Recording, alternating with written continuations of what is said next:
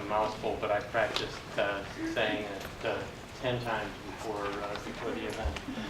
I'm just here. This is really the stars of the event are the panelists at the table behind me. I just wanted to take a moment to thank the Graduate Student Organization for Association for organizing this event. Thank the panelists for agreeing to participate in it. I'm very grateful to all of you who came out to hear what they have to say, to get a sense of some of the things that are going on in the department.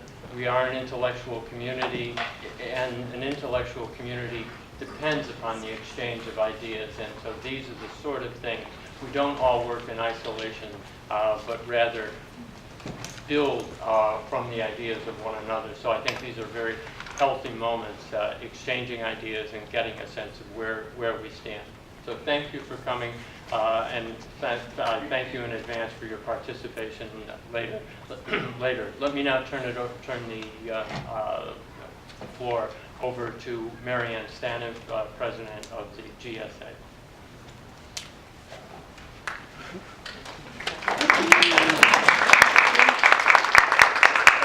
Thank you for coming. I'm Marianne, President of the GEA. So first of all, I'd like to thank the panelists for coming, for presenting their books to us, because it's very valuable. Like, first of all, the time they put into writing them, and then like talking some more about it to us. It's very nice of them to do. So I hope that all of you are ready with questions, and if you're not now, I'm sure you will be, because all of the projects are fascinating. And as you hear them, I'm sure your minds are going to be bursting with ideas of things you want to know about them. So I don't want to say too much, because they're also really curious to hear about it already. So I'm going to turn it over to Professor Blatt, our mediator today. So that's it. Thank you for coming. There are cookies and coffee back there waiting for you. All right. All right, so I'm delighted to introduce our speakers and moderate this inaugural panel on New Voices, New Perspectives. While we have, either as colleagues of our speakers or as their students, often heard about our speakers' work as it developed, we seldom enjoy an opportunity offered by the panel today in which we can both share in the details of their recently published work and discuss the exciting and diverse projects that they continue to develop in our disciplines. Our speakers will begin by discussing their recent monographs, providing us with some of the orientation to their arguments, and perhaps also touching upon the methodologies used in the projects. I'll introduce each of our speakers in turn and ask you to hold questions until the end. We'll progress in the order listed on the program. Our first speaker then is Nathaniel Cadle, an associate professor of English literature.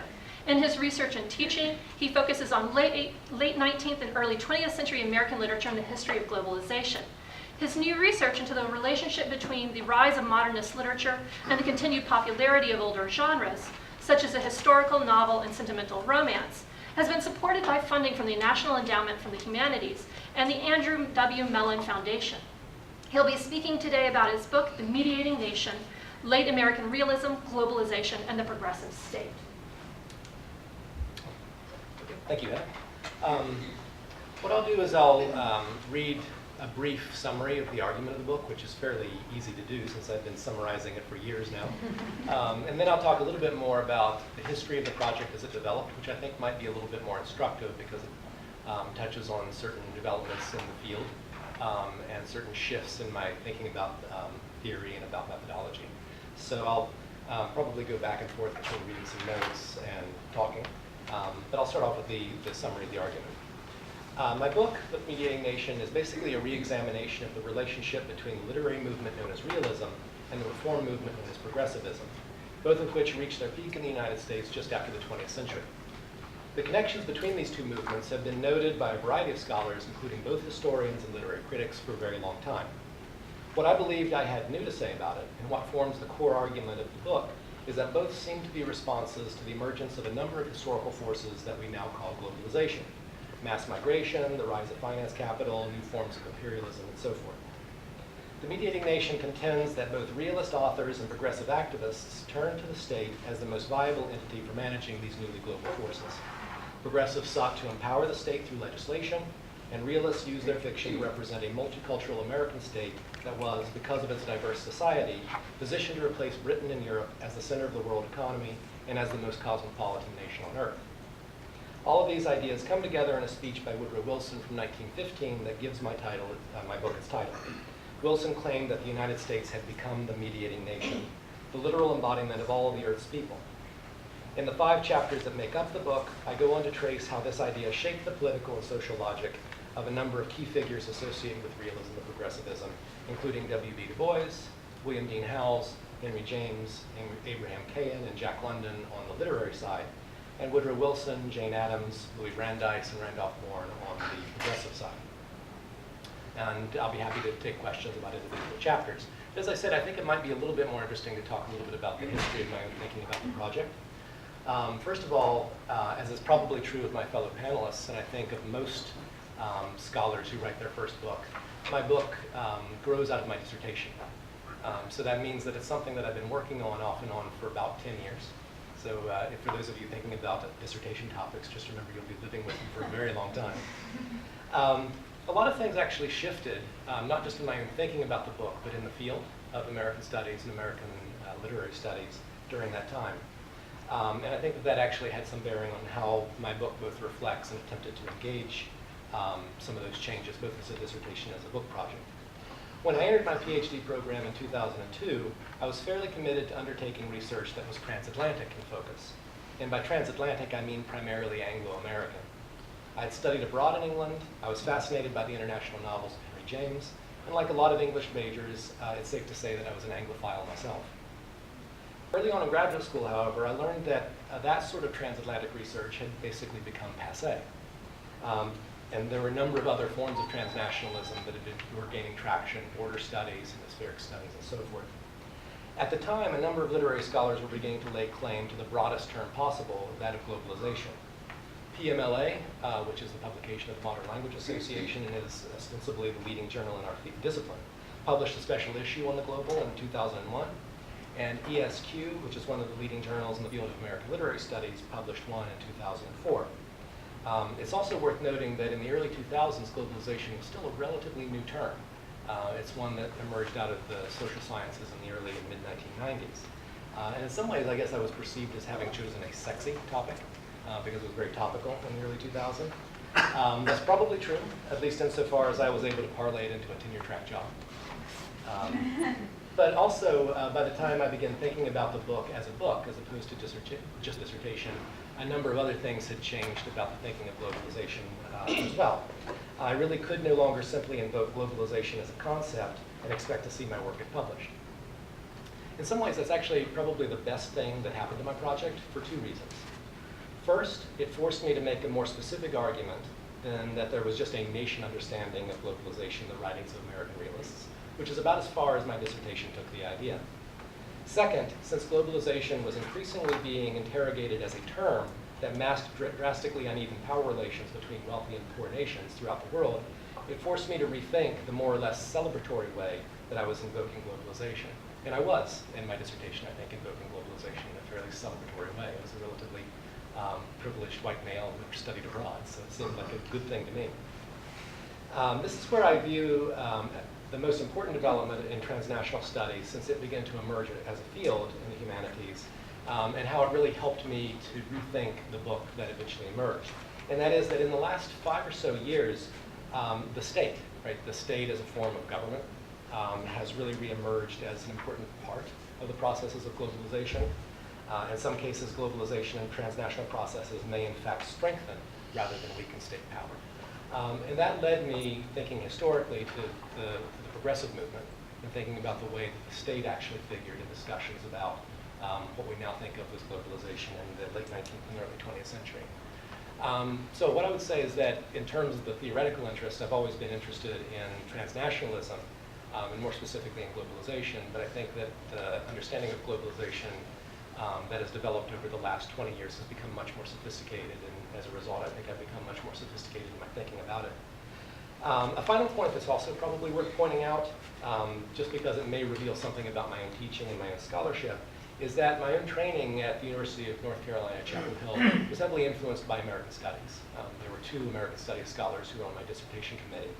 And for me, American studies is, at least it doesn't necessarily have to be this, but for me it's often the intersection between history and literature. So those of you who have taken classes with me probably now understand why history figures so significantly in my work. But I think that that's worth stating because we all have our different methodological interests, and I think that American Studies and historicism, both in its new and its old forms, really have had a significant impact on my own thinking in terms of how I conduct my research and my teaching. So those are a few things to throw out. Thank you. Our second speaker is Paul Feigenbaum, an assistant professor of English specializing in rhetoric and composition. He has published on issues such as community literacy and public writing, with an article forthcoming in May from College English. In addition, he'll be the keynote speaker at the inaugural Conference on Community Writing this October in Boulder, Colorado. Today, Paul will be discussing his recent monograph, Collaborative Imagination, Earning Activism Through Literacy Education. Well, thank you very much. So the basic idea of this book is to examine the question, to what extent can people use literacy education to promote social justice or to fight social inequity? And I'm using the term literacy very broadly there, beyond reading and writing, to include mathematics, digital literacies associated with the information age, and even the environmentally focused concept of earth literacy, which is about how Earth's stories are reciprocal with the stories of humans in society. The subtitle, Earning Activism Through Literacy Education, is adapted from a quote by Bob Moses, who was a leading member of the Student Nonviolent Coordinating Committee in the early 1960s. And he made the statement much later on that destabilizing Jim Crow required earned insurgencies. What he meant by that is that the community organizers in places like rural Mississippi had to establish their legitimacy as change agents by, in part, not standing down before the white power structure, but in some respects, more importantly, embedding themselves in the communities of the people they were trying to organize. And as importantly, taking risks alongside the people that they were trying to organize. So if they were trying to get sharecroppers to go down to City Hall to try to register to vote, they were asking those people to risk their lives, and they were right there with them also risking their lives. And those are the kinds of things that enable them to earn what he calls insurgencies and what I call earning activism, which I define as conscientious, collective, and sustained effort against injustice, which means the process never ends because injustice never ends, and nobody can be an activist alone. And in fact, when the media talks about and praises heroic individuals as activists, they are actually supporting the status quo when they do that. So this book examines both historical and contemporary examples of people using literacy education to promote social justice, what I call collaboratively imagining the world that ought to be and trying to create that world. So this term collaborative imagination is kind of a hybrid of utopian thinking about the world as it ought to be and very pragmatic, rigorous analysis of the world as it is, and then dedicating oneself to the process of getting closer toward that ideal, even though you know ahead of time that you're never going to reach that point. So I examine sites inside the academy, outside the academy, and I'm particularly interested in places across those borders where universities and communities work together. So the historical examples focus on the citizenship schools and the freedom schools that were created in the late 50s and early 1960s outside of formal education. A large goal of that was to help people prepare for the literacy tests that were in place to prevent African Americans from voting. In contemporary terms, I examined the Algebra Project, which was founded by the same Bob Moses in 1982 to promote access to mathematics as a tool of social justice. And his argument is that access to high-quality math education today is in some respects as important a gateway to citizenship as access to the vote was in the 1960s. And then the final chapter focuses on the Imagination Federation, which is a collective of teachers, professors, and community members based in South Florida that is promoting education and earth literacy or environmental sustainability here and in a village in northwest Nicaragua that I've been involved with since 2011. So the book works its way through personal anecdotes, a lot of rhetorical analyses, historical analysis, and basically ethnographies through interviews and kind of an analysis of artifacts that my colleagues have given me.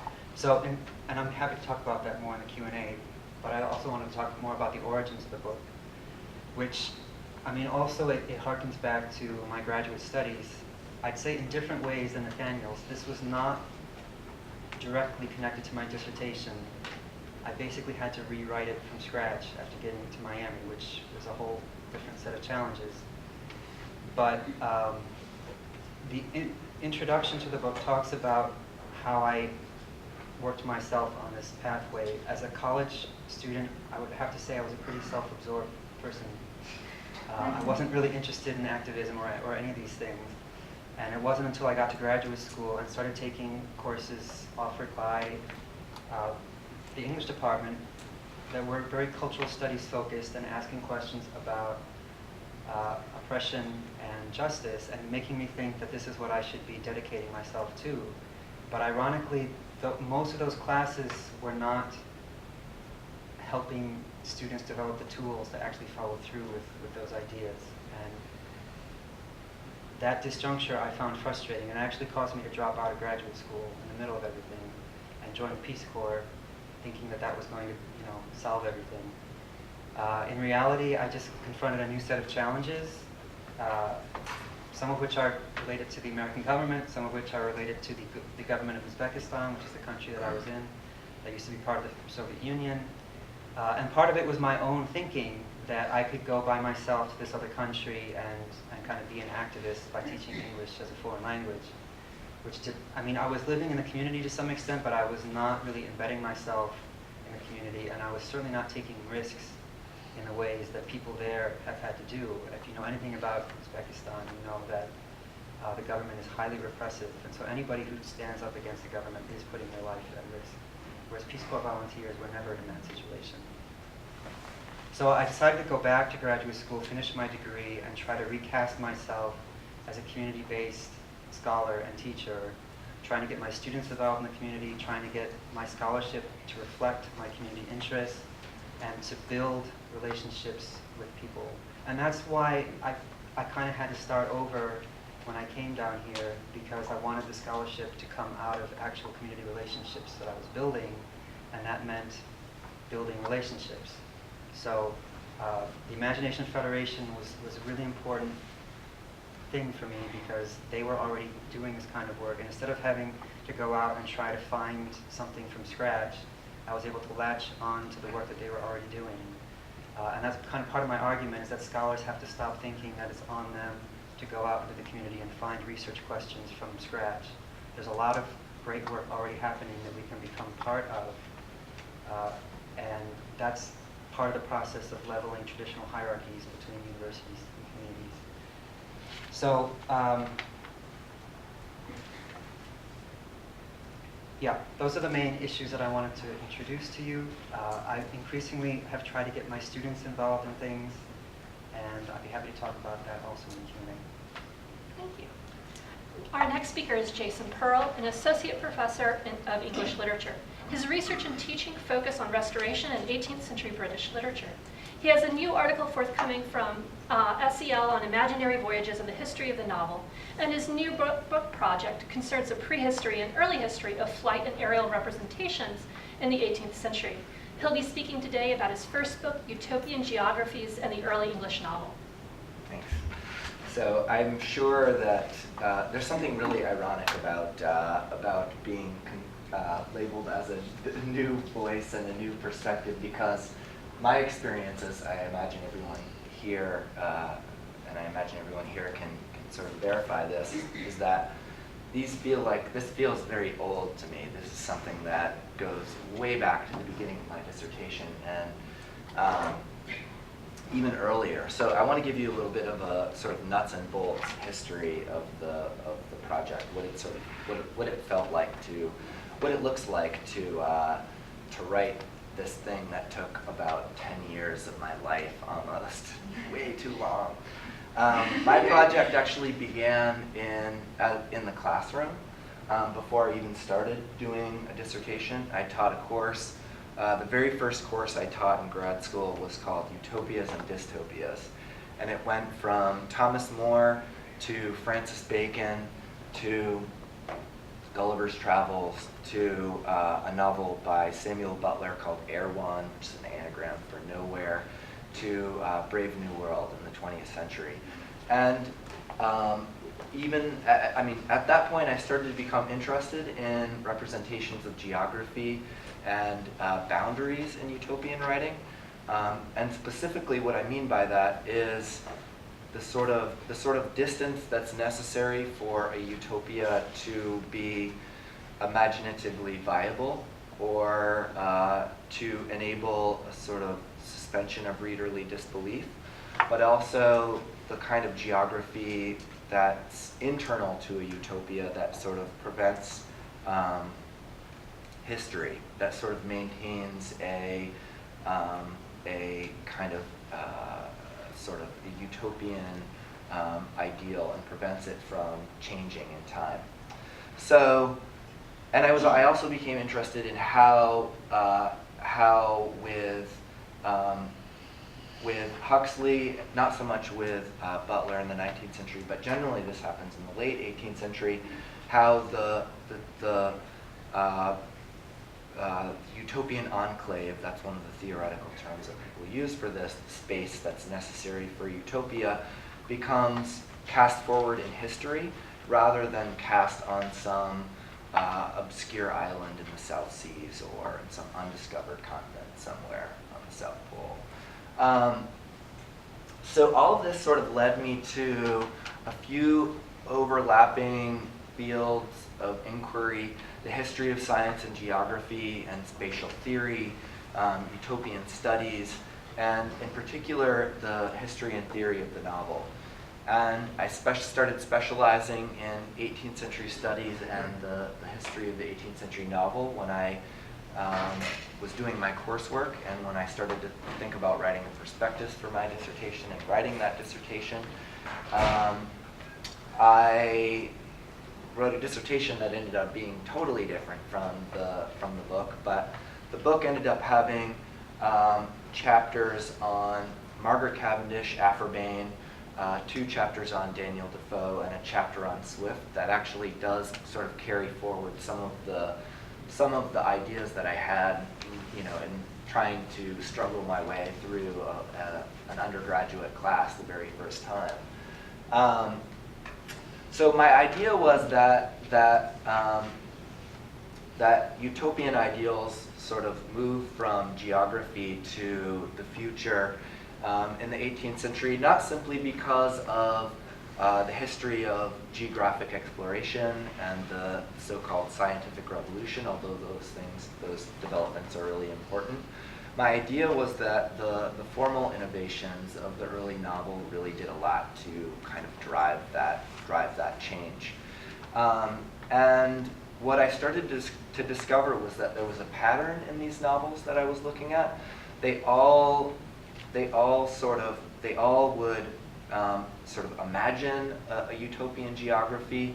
They would incorporate it into the larger world of commerce or empire, the larger world of geopolitical relations, and sort of undo its special claims to being utopian.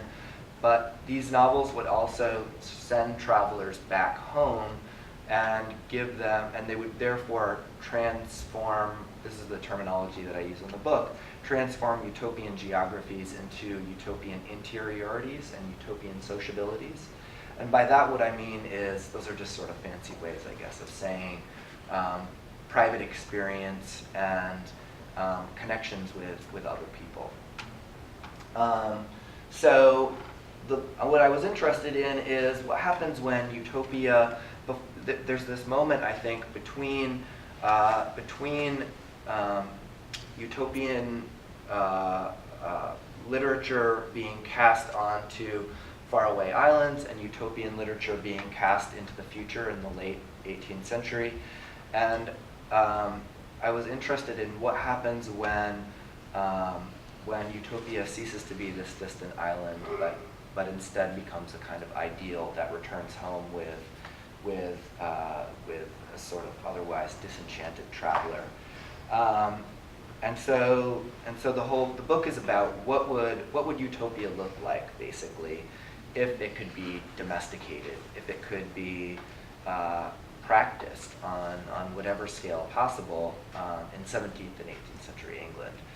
So that's the book. I'm totally sick of it and ready to move on to something else. It's almost even like painful to sit down and write this description of it and describe it for you.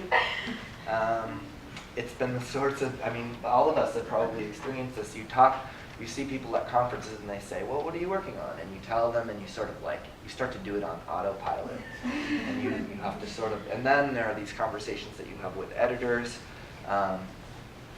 where that you sort of like feel totally anxious about, and because you're sort of pitching the project, it's almost entirely the opposite. But yeah, I mean, I guess the strange experience is that by the time it's old to you, it's new to everyone else. So that's where we are. Our final speaker today is Martha Schoolman. She specializes in antebellum American literature and the literary and cultural productions surrounding slavery and abolition in the 19th century Atlantic world.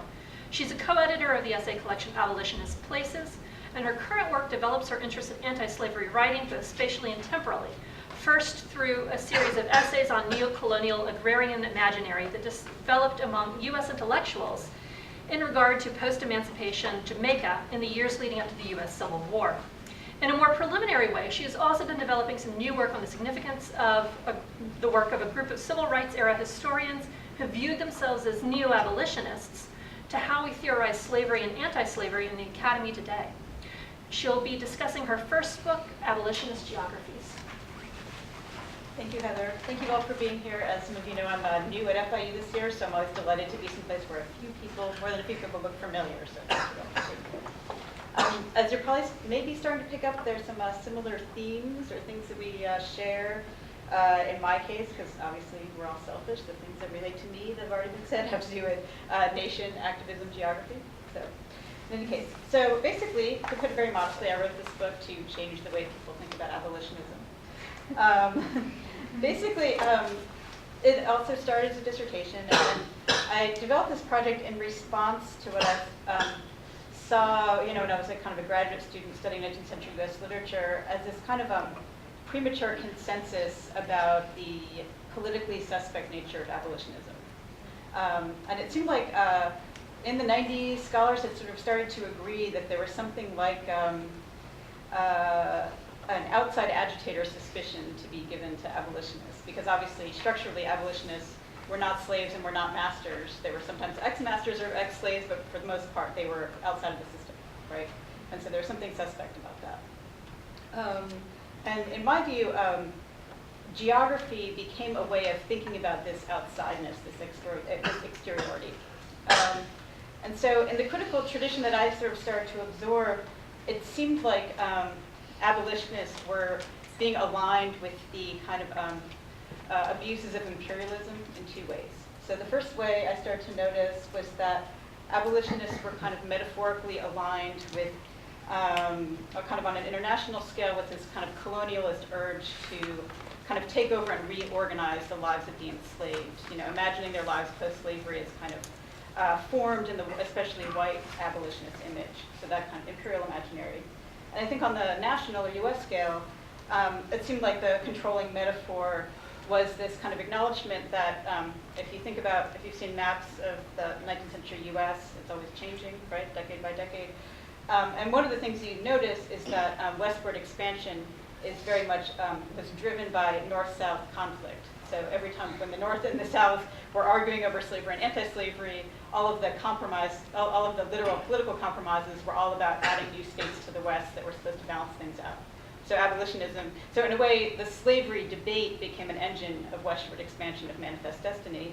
And so it's a pretty short step from there to aligning abolitionists with having this kind of agency in imperialism itself. That somehow to have a part in that debate is in a way to become complicit in manifest destiny.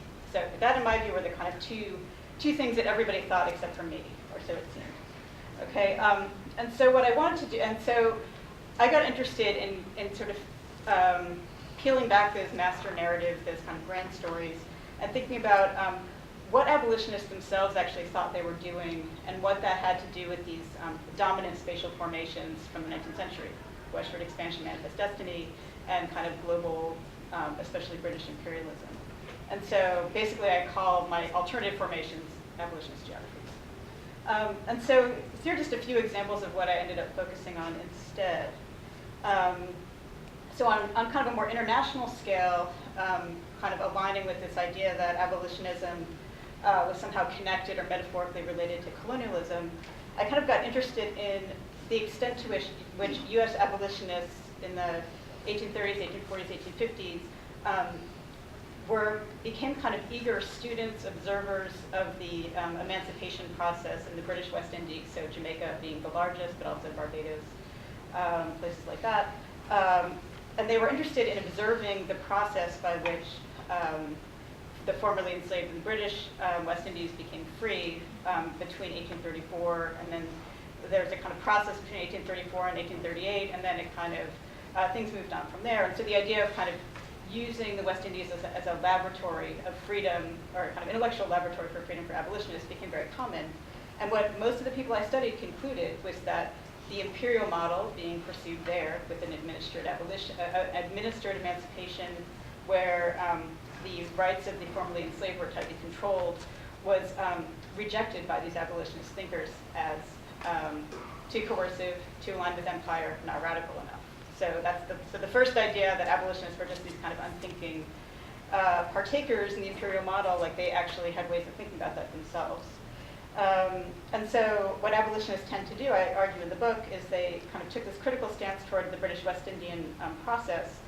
And then as things got, the political situation in the US became more and more intense, as anti-slavery activists became more and more militant, the figure they started to align themselves with the Maroon Warrior, which was the figure of the resistant West Indian former slave who basically moved away from imperial control, had to head into the mountains and set up kind of independent shops outside of that, as much as possible outside of the empire. So on the international scale, there's these kind of two points of kind of intellectual, scholarly, activist interest what am I trying to, what's that word? That collected, what's that word? Coalesced, right? Coalesced around around the kind of British case that I saw as a kind of resistant model that you can see through the whole abolitionist tradition. And then on the national scale, what I got interested in was both the possibility of overt critiques of westward expansion, which I align with Harry Beecher Stowe, but you can see in a lot of places. And then the other idea that I got really interested in and that I'm still obsessed with today, I would say, is this idea of disunion, which was basically the northern radical anticipatory response to secession. So rather than, because we all know about secession, the North seceding from the Union, but the idea of disunion is that abolitionists should start to refuse their support of refuse their support to a slavery supporting nation.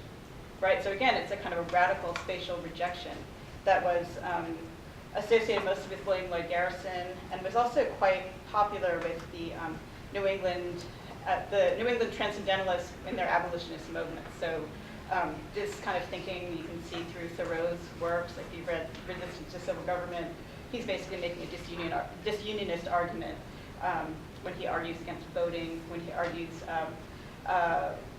when he basically argues about unilateral withdrawal from the Union, that he can do it himself. And I associate that with Emerson as well. So that's the basic argument I would refer to. Thank you. Thanks all for you. So at this point, we have got a really generous period allotted for discussion. I'd like to invite any questions, comments, remarks for an individual panelist or the panelists as a whole from those of you in the audience. Yes. I have a question for Dr. Paul. You mentioned that you had interviews. Who did you interview? How did you know you wanted to interview them? And then for the following panelists, did you guys interview anyone? How did you know who you wanted to interview? Yeah, my interviews came out of the relationships that I had built. One chapter is largely about a high school guidance counselor in Detroit Public Schools, who I worked with when I was in graduate school in Michigan.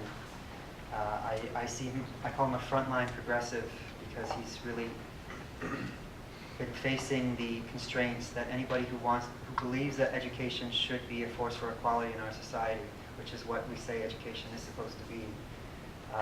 He's facing the challenges to that head-on on a day-to-day basis. And so I'm working with him over a couple of years, 2006, 2007. We became friends, and I wanted to have a chapter about somebody in the schools who's dealing with this. Again, I made the point that you can't be an activist by yourself. So somebody who is in a situation where he doesn't really have any allies to work with. How do you make do when activism, in the way I'm defining it, isn't really possible? So we had a number of interviews. And then the other interviews are with the founders of the Imagination Federation, which is doing the work in Nicaragua. These are colleagues of mine, and they were generous to give their time to help me shape the chapter. Because one of the points of the book is that community-based scholarship should not just be advancing my career, which hopefully it is, but it should also be benefiting the people who are participating from the community. So one of the ideas of this scholarship is to try to make it as egalitarian as possible. And there's a lot of reasons why it isn't egalitarian, but we're trying to make it more ethical in those respects. And so I wanted to make sure that the chapter did something useful for them and the work they're trying to do, and the interviews helped with that. Could I repurpose that question a little bit? Because I don't interview anybody. But on the other hand, I think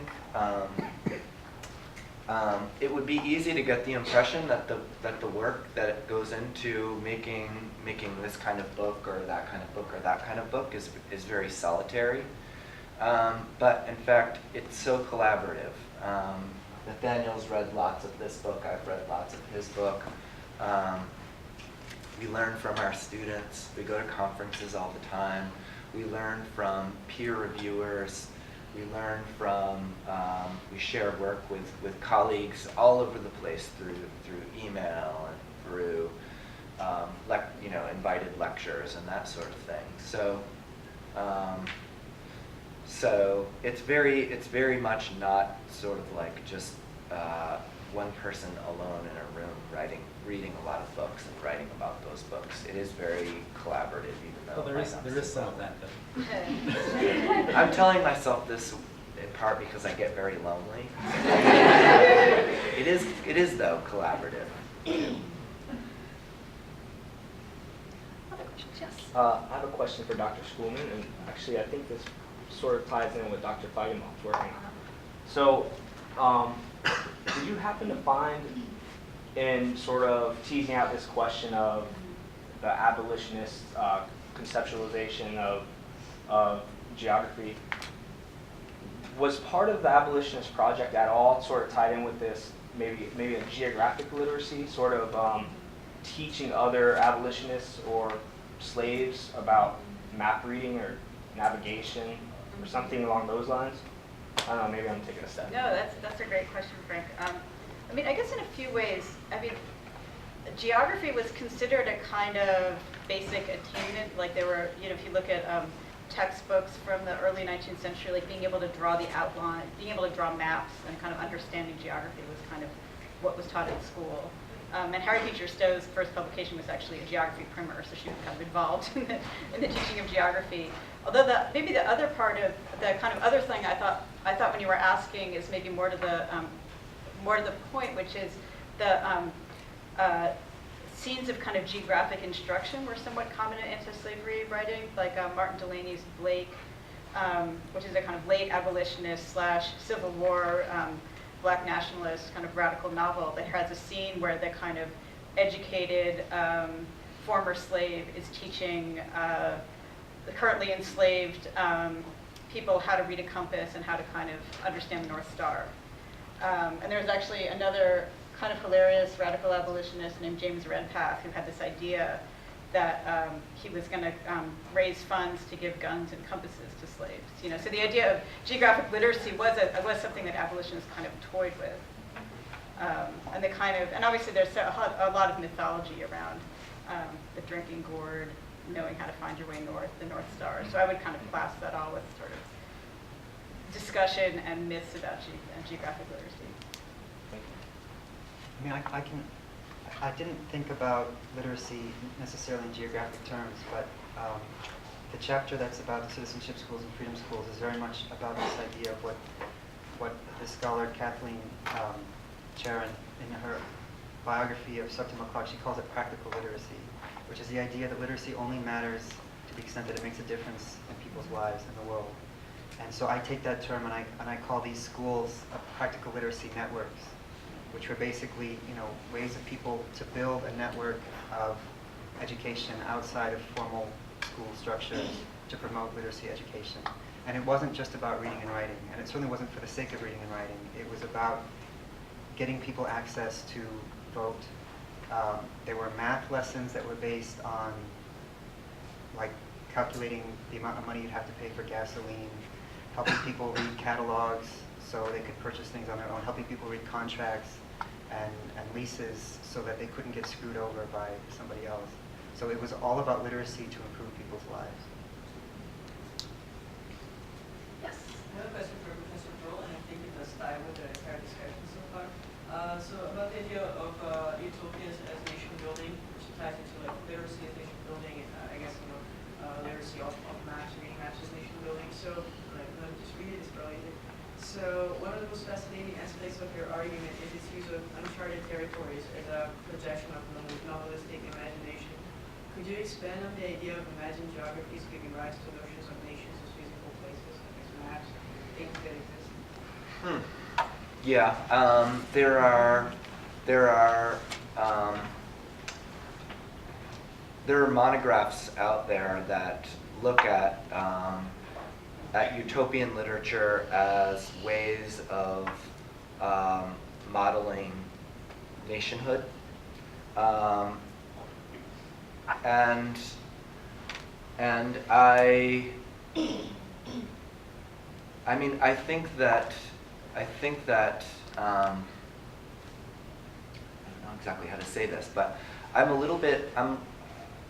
and I was definitely influenced by those books. I could give them to you later if you want. But I'm more interested in the sort of like, that's the first move is to say that utopian literature models the state. The second move is sort of to talk about how Moore's Utopia or Bacon's New Atlantis, or for that matter, Defoe's Robinson Crusoe, kind of establishes state sovereignty and some of the uglier aspects of statehood that I was sort of trying to acknowledge but also look past. So I was taking utopian literature to be, in this book, I was taking utopian literature to be the expression of an alternative that wasn't totally hemmed in by the demands of surveillance and conformity and that sort of thing. So I was trying to see utopian literature in a more as more of a way to think about alternatives that aren't quite possible. But that's definitely one of the arguments that's out there about utopian writing, for sure. Does that answer? Yes. Okay. So for Paul, how you doing, Paul? I'm just going to read. You mentioned the need to subvert adaptive functioning at play in the education system in the U.S. Can you explain how adaptive functioning influenced the Imagination Federation project you were involved in? And do you see any parallels or ideas that emerged from the Nicaragua Chaca Seca project that might or has had direct influence in your pedagogical approach to literacy and rhetoric? There were several questions. So I could make it simpler. So basically, I want to know how the project in Nicaragua influenced the way you teach here, and what did you learn from that experience over there, and what did you take from the experience from teaching here to over there, and how did that affect your activism? Well, I mean, I think the people who founded the project, Miami-Dade College professors, they have a very strained relationship to their own institution, I guess, to Miami-Dade College, which is a very different place from FIU in a lot of respects. And they teach frequently 7 classes a semester, which is overwhelming for anybody. And that has forced them to become really creative in their pedagogy to make it useful for students. I haven't had those constraints at FIU. I've been very fortunate to teach fewer classes, far fewer. So I think, I don't know if the way they teach has directly impacted the way I teach in those respects, but I have increasingly, and I don't know, there are some students here who maybe could talk about these things, but to me the whole idea of the Imagination Federation is about an ongoing process. Basically the idea they have is they're going to take this village in northwest Nicaragua, they're going to adopt 32 kindergartners, and they're going to try to have a 17-year relationship to fund their education through all the way to the end of college. The idea is taken from the I Have a Dream Foundation, which was started in New York City in the 80s, which has the same model. Fund kids' education all the way through the end of high school, and if they graduate, you make sure that they have free tuition in college. So they try to adapt that for Nicaragua. And what I love about it is that it's an ongoing relationship. It's not something new every year. They go back to Nicaragua every summer, multiple times a year. The relationships that they have built with people, with teachers, with students, the kids, the parents, community activists, are ongoing for a long time. And what I've learned about that from my own classroom is the idea that if you want a student to decide to be an activist, you're asking a lot of somebody. And I'd argue that we live in a culture which is very much anti-activist in so many ways. It's an adaptive society that leads us to focus on personal responsibility, professional advancement, things that will advance ourselves, but totally separate from the communal welfare. And if you want to get a student to fight that, you can't have one class and expect them to reject everything that they've been taught for 18, 20 years. And are still getting that message even as you're trying to fight that, and will continue to get that message after the semester is over. So what I've been trying to do, that I think really comes out of the Imagination Federation work, is to find ways to let that process continue beyond one semester by having course sequences, so I get to see students beyond one class, and by creating a student organization that I advise that allows me to continue those relationships as well. And just to the extent possible, this has been a little bit difficult, but trying to get the students in those organizations involved with the Imagination Federation also. David? Yes, I have a question for Dr. Cahill. Kind of in the same vein, I think, as Marianne. Considering the title of the book is The Mediating Nation, I guess dealing with, from what I gathered from the introduction, Woodrow Wilson's use of the term, and you're then dealing with issues of globalization. I'm curious, does the process in which the idea of the nation is formed, and I think you use some of Benedict Anderson's, ideas of print capitalism as working towards that. Is that process mirrored in the globalization process, but on a larger scale, or is it a combination of different factors? That's a good question, and I guess you could approach it in one of two ways. One is thinking of Benedict Anderson as being a precursor to the rise of global studies. The other is to think about the historical processes of globalization and how there might be a kind of worldwide global media that might be producing a sense of globalization the same way that he argues that a national media is producing the nation. And the short answer to that, I guess, is that, yeah, I mean, absolutely. Globalization is a term that's often associated with Marshall McLuhan, right, who talked about the global village and things like that in the 1960s, and he was a media studies scholar.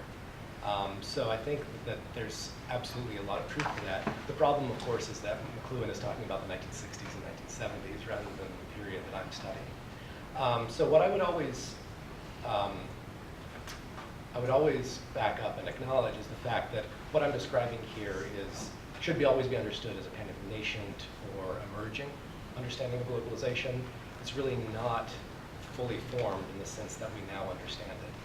In some ways, I guess I would describe what a number of people, David Harvey, Roland Robertson, a number of people have said, is that really what the late 19th and early 20th century gives us are the conditions of possibility for globalization of the 20th century. Kat? Yes, this question is directed towards Dr. Hall. I want to know your opinion on like what role, if any, do you think social media has in social action? Because I think it's something that people are very split on. Some people think it has like no role whatsoever. Other people think it's like a form of like a gateway of knowledge and like a tool for communication. So yeah, I want to know your opinion. That's a great question because we actually just talked about this in my class, How to Go Public, last week. I asked students to read a bunch of things about social action going viral and the rise of the term slacktivism, which is very much connected with social media. We talked about the Coney 2012 phenomenon, the Ice Bucket Challenge, and the hashtag Bring Back Our Girls phenomenon. And I mean, I don't think there's an easy answer to your question. I think the danger is that awareness becomes a proxy for activism, and that people feel like they're getting involved by learning about things in these very limited, kind of oversimplified ways, but not really getting involved. And I fear that that can be counterproductive in some respects. But I also think that, and I've been saying this to my students, that awareness is a necessary step, necessary but insufficient step toward getting involved in things. You're not going to get involved if you don't know anything about it. So I do think that that is an enormous opportunity, greater than anything we've had in human history up till now, to spread awareness. The trick is turning awareness into consciousness raising and conscientiousness, which to me is a much longer, more difficult process. And one of the articles that we read says that slacktivism can produce activism, but it's not going to happen by itself. Slacktivism usually produces more slacktivism, which means if you click on a petition or watch a video about a social issue, you're going to become more likely to do similar things. You're not necessarily going to become somebody who's going to meetings, engaging in protest. But what can happen, and he actually uses the analogy of religious communities, when somebody may not really have their heart in things, and if they say they give to charity, like you might have given to the ALS if you participated in that, you feel like you've done your civic duty or you've done your religious duty for the week, so you don't actually have to go to church. So that's a case where they call it moral balancing. So I've done this one thing, I don't have to do this other thing. The alternative is when you have this sense of internal consistency, that I identify with people who are activists, and this is what these people do. And so I'm doing this for intrinsically motivated reasons rather than to try and get out of doing something else. The way to make that happen is to build relationships that last beyond that one event. But that's also where the hard part of it is. Other questions? Yes, this one's for Professor Pearl. I think it's fair to say that certain environments, economic environments or political structures give rise to either dystopias or utopia, or give rise to trends in that sort of literature. How does the socioeconomic environment correspond or influence trends in the literature? That's a really good question. You guys are making me remember how I don't remember what I say in here as well as I should. Well, there is I don't know if this is the answer that you're looking for exactly, but there's a lot of economic speculation that gets built on top of the travel writing that the utopian speculation is also built on top of. So a lot of the utopian narratives that I looked at during this period are ostensibly factual travel narratives about voyages to the South Seas, voyages of discovery or voyages of to establish trade relations or to colonize. And this is sort of the question Marianne was asking too. There's sort of the tradition of utopian literature is certainly engrafted onto the literature of exploration and empire as well. And in many cases, it's not that much different. I would want to try to preserve something that exists outside of that as well. But it's true that a lot of utopian literature simply reproduces the sort of expectations that readers would have for the sorts of riches and power that commerce and empire overseas brings with it. Does that help? A little. I just meant in the environment in which it was written, what sort of things were going on? Was it at an economically better point in society, or was it worse off than in other time periods? And does it either correlate with the writing of utopias, or are utopias written to kind of have something to look forward to? Definitely, I think utopian literature is responsive to economic inequality at home. In England, you can certainly look to More's Utopia and see that. The literature that I'm looking at in the late 17th and early 18th century is written after the English Civil War, when England's economic tentacles are sort of spreading out into the world, when the nation is sort of becoming the preeminent naval power, when the British Empire is sort of like starting to become what it would eventually become by the end of the 18th century, which is really the first truly global empire, I would say.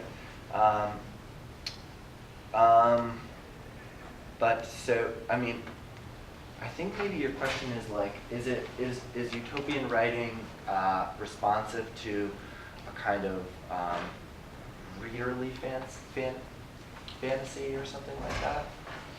Of escape or? Yeah, would it be escapist or would it be? I think so. Yeah, I think that's definitely there too. There are lots and lots of lunar voyages written during this period, and that's what I'm kind of more and more interested in right now. And lots of them are sort of just like test cases on the limits of, lots of them are sort of like tired allegorical satires of what's happening in England or Europe at the time. But some of them are these sort of really, really wonderful and weird test cases on the limits of language and imagination. And so I guess both is the way I would say that. Other questions? I have two. One for Jason, but I believe you already answered it, sort of. And for Paul, the second question. I was wondering if you can comment on the artifacts that you received from colleagues that you mentioned earlier. What do you mean exactly by artifacts?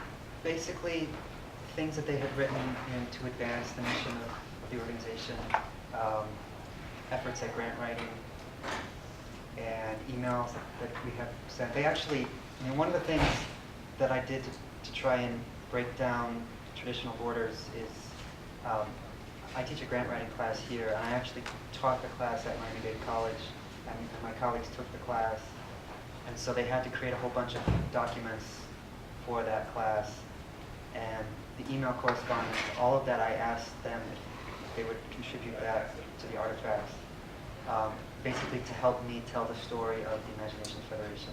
Those are the main things. Any other questions? Yes. Mine's also for Dr. Paul. When you were talking about coming to Miami and like having to like rebuild that community connection, and in terms of literacy for activism, at what level did that involve homelessness? I mean, I haven't worked with homelessness in Miami specifically. I have students who have focused on that issue. Daniel being one of them. I did work at a homeless shelter in Ann Arbor, Michigan, at the University of Michigan. That was part of my long education into activism, I guess, and helping me to understand and explode stereotypes that I myself may have had about homelessness, that I think has contributed to the way I teach my classes and promoting a sense of we're all in this together. But I can't give you any specific examples of my own. I have a question for each of you. Would you, in some ways, Jason, you've already alluded to this, but would you talk about what you're working on now and the relationship it bears to the book projects? Did you kind of hie yourself off to new pastures and never look back? Are there connections between where you are and what you're working on now and the book projects you've all moved beyond? Sure. Yeah, I would say so. I would like to, one of the problems of writing that first book, I think, is that you're sort of like, it's like you're in many ways limited by some of the fundamental assumptions that you make when you begin working on it as a graduate student. And so I'm looking forward to sort of like beginning on a new canvas. But you're right, lots of what I'll be taking with me to that new canvas is areas that I'd like to go that I didn't get to go in this book. I would say that I'm still interested in questions of geography, and I'm still interested in utopian writing, but I'd like to move forward and back historically a little bit more. I'd like to have more to say about art history, and the new project is going to have some sections on the history of ballooning as well. So the early history of ballooning. So I think that it's a really hard question to answer. I guess there are a lot of remainders that will end up going into the next project, and maybe it will make more sense when I finish that project and I get to look at them side by side. The focus of Jason Pearl. Yeah. Exactly. But I'll leave it there. I think my current work, developing emergent work, is definitely building out of concepts that came out of this book. I'm really interested, and my students hear me talking about this all the time. What do people do? What motivates people to do the things that they do? What are people intrinsically motivated to do, and what are they doing because they're in a system of extrinsic motivation? Our education system is fundamentally based in extrinsic motivators, grades and credentials and all that. And if somebody's going to choose to become involved in their community, I can make them do that because they're part of a class that has a grade attached to it. But I can't force them to make that a part of who they are. They have to make that decision on their own. And so I'm trying to understand. I feel like I'm moving into this kind of rhetorical, psychological area of trying to understand what leads somebody to change their mind about something, and how to get students to become intrinsically motivated, not just students, but all of us, because all of us have so many good reasons not to be involved in these things. And so getting somebody to choose to be kind of counterintuitive and decide that their individual welfare is tied to the welfare of their community is not an easy thing. So how does a teacher, a scholar, who has basically extrinsically motivated tools to work with, how do you get somebody to make a decision to be intrinsically motivated to do something? what are the obstacles to that, and how can we work around those obstacles? Those are the areas that I'm working on now. Yeah, it's it's a tricky answer because in some ways I think circling back to the way Jason was describing the way that his first project developed is very similar to the way that I'm thinking about my current project, which is that I'm using the classroom itself, as a way to think through many of the problems for my next project. And I know some of the graduate students that I taught last semester know this all too well. But they're obviously, I don't know if I could trace every sort of daisy chain sort of link back to the book project. The project that I'm interested in now is definitely the same period, particularly the 1890s and very early 1900s. But in some ways where the book that I just published is looking backward to the dominant literary mode, realism, of the late 19th century. What I'm hoping to do with the next project is look more towards modernism, as it's beginning to emerge, especially in Europe, but even in the United States as well. I think that probably the more direct connection between the two is that I've shifted some of my methodological interests into print and periodical culture, which isn't that present in the book as a whole, although it's there in the first chapter and in other places. So I'd say that the methodological connection is there. But the project itself is more interested in the way that certain popular genres that are giving us the first bestseller lists, for instance, in the 1890s, are also showing up in really unexpected places. So you actually have Edith Wharton, who's often thought of as a transitional figure between realism and modernism, writing a historical novel. You have Henry James, who's a poster child for both realism and early modernism, writing a really kind of bizarre time travel novel at the end of his life. And you have figures like W.B. Du Bois, who's a transitional figure as well, using The Crisis, his magazine, as a way for giving a place for publication for many of the early Harlem Renaissance poets, but also a number of really interesting and weird publications that are utopian, in the sense that Jason was talking about utopian and distant things. So I'd say that I'm more interested in genre, and I'm more interested in the direction of literature into the early 20th century. But it's still sort of the same historical moment that I'm looking at. Well, as you said kind of in your introduction, Heather, I mean, I kind of indicated that I'm still on abolitionism, kind of. I think one of the thing I've been working on most recently in terms of articles and stuff is what's kind of I think the rejected alternative in the book, which is the exemplary nature of British West Indian emancipation, and particularly Jamaica. So I've been interested in lately is that kind of the interest among U.S. intellectuals who weren't necessarily abolitionists in Jamaican land reform as something that needed to be kind of studied, and kind of, or land and labor reform as something that over which U.S. thinkers had some kind of sway or had some kind of involvement. So I have an article coming out, for example, on this book and kind of series of kind of print discussions about imagining, the sort of question of like, what do you do with a sugar plantation when the slaves aren't around anymore, right? And there was this proposal to like reimagine sugar plantations around the kind of New England mill town model. And so there's this really weird, like, kind of regional imaginary that somehow Jamaica, which is a very particular topography and very particular climate, like it was kind of a kind of agricultural blank slate, the way the kind of promotional literature from the 17th century would have had it, and kind of reanimating all of that in this moment of real crisis in the U.S. I'm kind of interested in that as sort of a big conversation. And there's for example, there's an African-American anti-slavery writer who also produced the slave narrative that was all about why he was moving to Jamaica. Like, he was offered land and he said, yeah, great idea.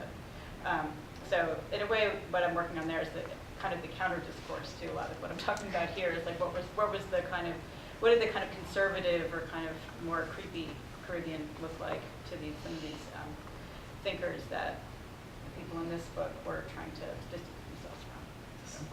Or a prequel. Yeah. I don't know. Yeah, I'm not sure if I want to do a book, because then it's like me abolitionist geographies too, which so it might go another way.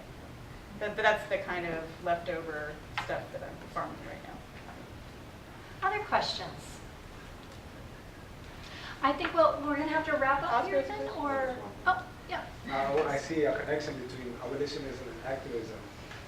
Yep. Then, yeah, so I wanted Professor Schoolman to, what type of connection do you see that, and how do you, can you comment on that? Yeah, I mean, the other kind of branch of inquiry that I'm really interested in, that I'm probably going to have to talk to Paul about some more, is the way that the civil rights movement and academic history really kind of faced each other at a certain point in the early 60s, such that academic history started to think about abolitionism and the kind of lives of the enslaved in a different way, because the prior narrative was abolitionists were crazy and slaves were too abject to do anything.